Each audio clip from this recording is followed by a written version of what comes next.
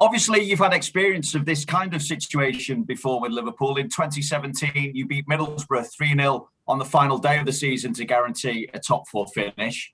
Back then, you took 21 points from a possible 30 in your final 10 games. On current form, you've taken 23 points from a possible 27.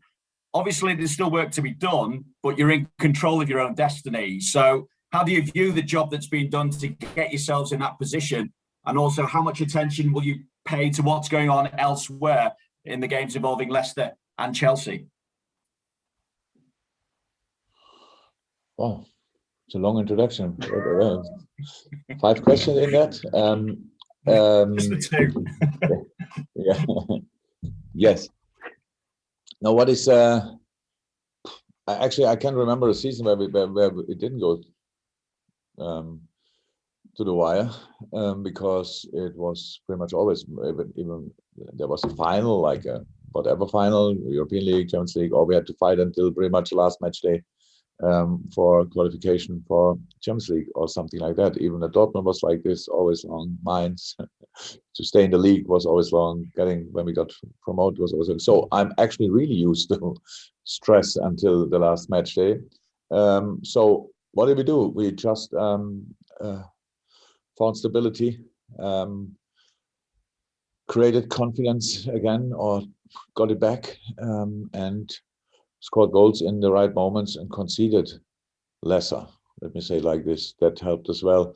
So yeah, it was just what we had to do so far. But honestly, all the numbers you mentioned now, they have absolutely nothing to do with Sunday, because these kind of games, when 3 games are that important, can happen pretty much everything. And I think it makes really sense to know about that before you start a game. Even nobody should expect a perfect game, like in a sense of early lead and all these kind of things. You have to fight for it. I respect Crystal Palace too much. What they want to give Roy in his last game, maybe as a manager, I'm pretty sure they want to give their absolute everything, rightly so, like the last few team opponents did as well. So yeah, it will still be a tough cookie, and it's an interesting one, because we have obviously supporters back. I would like to use the opportunity to welcome them all. You cannot imagine how much I'm looking forward to see you all again, at least 10,000 of you. But it's really important that we, with all the excitement we feel, that we don't lose patience after a minute or something like that. If it's not going in the right direction, we need the best support possible. Very positive, very encouraging, all these kind of things. Like we left each other, I don't know when, years ago, it feels like. And that's it pretty much. It will be a really intense game, and we fight for Champions League. It should be an intense game.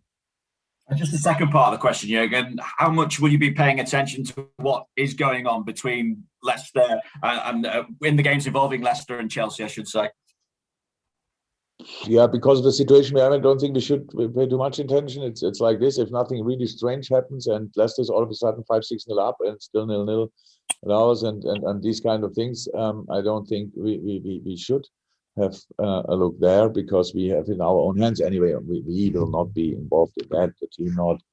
I will not be involved until something really strange happens, and I'm pretty sure somebody will tell me, okay, this result at the moment is not enough, so we should go to the next gear or whatever, if that's possible. Because in my mind, we play absolutely top game.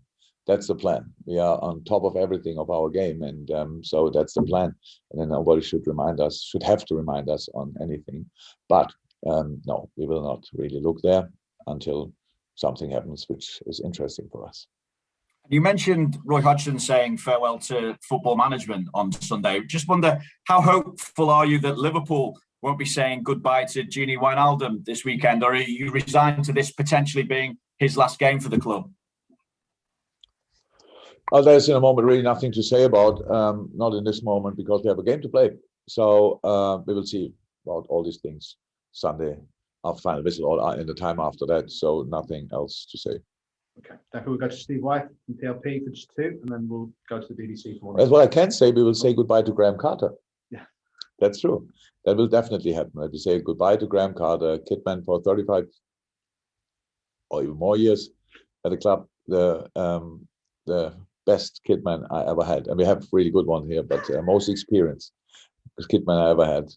Father figure, grandfather figure, whatever you want. We will say goodbye to him in an appropriate way. Okay. Steve, for 2 for PLP, then 1 each for the beer. Hi there, Jurgen. Considering how close things are in the race for Champions League football, it could come down to goal difference. How important a win do you now reflect upon the reverse fixture, which you won 7-0? Yeah, that's not really helpful. And we won that game 7-0. From a goal difference point of view, it's obviously helpful, but apart from that, it's not really helpful because I'm pretty sure it was not a 7-0 game that day. Maybe if you remember that game, Crystal Palace had chances there on their own, where we also, wow, how didn't I score in that? So it was more a crazy one, really open, chances here, chances there. The big difference was we used pretty much all of the hours. I think we had 7 shots on target, 7 goals. So we had a lot of games with more shots on targets and much lesser goals. This was just one of these lucky days. You don't have a lot in your life. And yeah, this game will not be like this, unfortunately. But that's clear. And it's always like this. The Crystal Palace wants to make sure these kind of things will not happen. But I can already tell. I saw a game like this only once in my life. And I'm already long in the business. Means nobody has to worry that it will be like that. We just have to win the game. That's what we know. And we know as well that we have to fight for this. The result from the first game is 0.0 relevant for us. It's just not even information. It's nothing. There are moments when you use pictures of the first game you play against a team, because what did we against them bother? None of these pictures are in this meeting tomorrow for the boys. Considering how far back you were and how many teams were between you in the top 4, even just 10 days ago, did you ever waver in your belief that you would get into the Champions League? And how much satisfaction would the achievement give you compared to some of the others you've had recently? I didn't really think about it. To be honest, it was not that I said in each meeting, if you want to go to, then we have to. That's in the last 2 games. It was actually like this, that it was clear. Now the door opened a little bit for us. So 2 things: when the door is open, you still have to step through. That's what the boys did so far, but not finally. So there's another game to go, and that's what we have to. The only thing we have to focus on.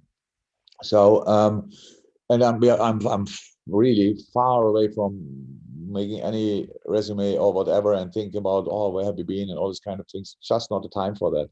Our time, we played now last Thursday, Sunday, Wednesday, and we'll play on the day after tomorrow again. So that's the toughest period you can imagine. And we have just to make sure that we recover properly and then take 1 session to prepare the game and then try to be at our best against Crystal Palace. And then we will see after the game. It leads us to, it was a strange season, that nothing will change that. It was an incredible, intense season. Nothing will change that.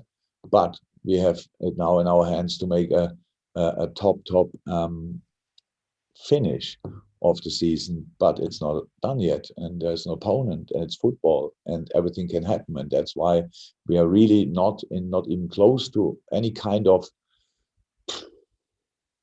celebration or whatever. We are really only focused on the 95 minutes we have to play. Thank you, Steve. 1 each from Juliet and Ian Kennedy. Just because we have got embargoed sections, I'm conscious that we need to reduce the number in this part. Juliet. Jurgen, you just mentioned there about being the toughest period. Andy Robertson, after the game at Burnley, was saying how the players thrive on the pressure in trying to put themselves, or they have now put themselves in a position where they want to be. How much does that take, though, mentally on them as well? Because is it something that you thrive off as well? This pressure that you put yourself under to get these 9 league wins, on the bounce to get where you are for Sunday's game, this final that you talk about. Yeah, it's intense.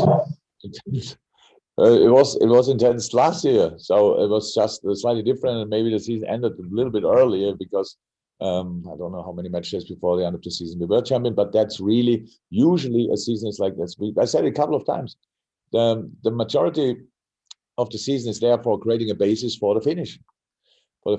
And this year we created a little bit longer We needed more time. But it's always like this. If you want to go, you want to qualify for the Champions League in England, you have to go until last match day if you are not lucky enough to have enough points before. And that's really intense for everybody. The whole year was intense for the whole world. So we all can't wait for getting back some normality, that they are able to go outside or inside and have whatever, lunch, dinner, a beer, or something else. That's really intense. We are not used to that we are constantly restricted in pretty much all parts of private life. And that influences, obviously, our professional life as well. It's for you the same like it is for us. And so, yes, it would be great if we could do it, but it's not done yet. And it was intense, but who cares?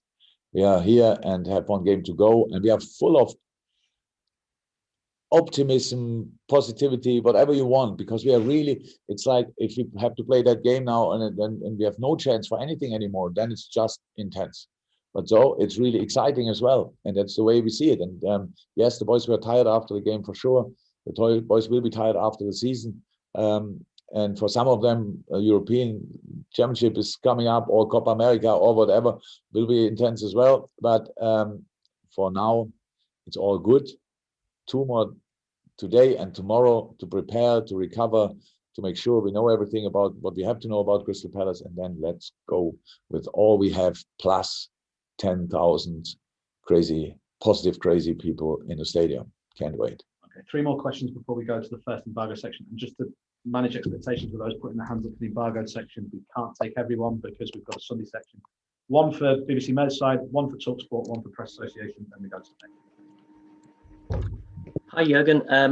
As you've just alluded to there, it will be after all your focus is obviously on this last game, but after that, it's still going to be a busy summer with various championships that you've talked about there. I know you'll want your players to do really well, but it's also a nervous time for a manager, because you want them to come back fit and healthy and ready for what will be, an important pre-season for you. Yeah, true. That's the crux of my life. If you want, that's yes, I want them to do well. I said last time, I think if 1 or 2 would go out after group stage, I will not be too sad. But I wish them all the very best, and some have really a good chance to become European champions. That's great. And yes, mainly and most important that they come back healthy. All of them, the minimum holiday they will have this year is 3 weeks. We really try to squeeze out every single day for them to make sure that's kind of possible. Yeah, and then next season is waiting, but we can adjust to the intensity then in the preseason. After 3 weeks, you don't lose a lot, so means they don't need to have the hardest training in the world. These kind of things. But we all need to get used to each other. Then again, after Euros and in Copa, where they all play for different teams, there's important time to get used to each other again. So, yeah, life of a professional top-class football player is an intense one. They know that, they're used to it, they love it. But from time to time, then we need to give them a rest, and that will be whenever they go out of the tournaments. Okay, thank you, James. TalkSport. Jurgen, as you've mentioned, there's 10,000 fans at the stadium this weekend, 10,000 crazy supporters. How much added motivation will that give you and the players? And is it possible to quantify how much their absence has affected you? Yeah, 100%. That's easy. It's easy to quantify that because nothing was the same. We needed to get used to it. We did, but it should not be like this, and it should not be forever like this. I said it millions of times that it's. I love this game since I can think, but it was all about, even when I've been in the village I'm born and raised and stuff like this. When the first team of the village played at the weekend, 300-400 people showed up there, and we had only 1,200 people living in the village. So it means pretty much half of the village were on the football pitch, and it was a great atmosphere. And I loved that from the first day of my life. And it makes all the difference. We all need support through life. Means it's like if it's a positive criticism or a boost or a cheer up or whatever. We all need that. And in football, especially, because it's a game based on a lot of things, but for sure of on emotion as well. And that means we were alone. We knew they are there, but we were alone. And getting 10,000 back of them is the best news I can imagine. The final question of the open element to Carmichael from Press Association. Just needs to be one card, if that's okay. Will do, yeah. Hi, Jürgen. I know you don't want to talk about Wijnaldum, but for a player to get out of contract to get to the end of the season must be far from ideal from the club's point of view, because it suggests the decision is only going one way. Would that be fair to assume? Yeah, it's not the first time that we had situations like that, and the boys did always well. The boys are incredible characters, so it's one thing to know exactly about the future, what will happen, stuff like this. Boys are used to being in negotiations, stuff like this. Gini's character is out of question. Is absolutely, there is sensational guy, and completely committed to the team and to the club and all these kind of things until the last day. And we'll see when that will be.